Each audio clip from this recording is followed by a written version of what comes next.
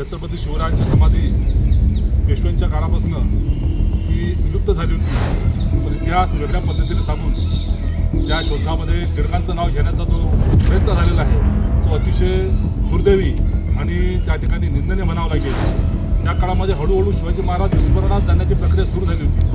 त्याला पुन्हा त्या समाधीचं शोधण्याचं काम जर कोणी केलं असेल, परवाला मौजी भागवत यांनी जे स्टेटमेंट केलेलं आहे ते ऐकून मनाला अतिशय वेदना झाली। छत्रपती शिवरायांची समाधी पेशव्यांच्या काळापासून ती विलुप्त झाली होती। इतिहासामध्ये तिथं दिवाबत्ती करणं बंद झालं होतं आणि जंगली श्वापदाने आणि झाडांमुळे 100 वर्ष तब्बल ती समाधी लोकांपासून दूर राहिली।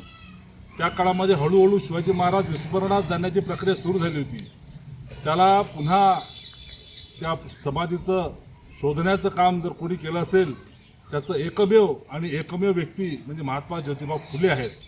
पण इतिहास वेगळ्या पद्धतीने सांगून त्या शोधामध्ये टिळकांचं नाव घेण्याचा जो प्रयत्न झालेला आहे तो अतिशय दुर्दैवी आणि त्या ठिकाणी निंदनीय म्हणावं लागेल।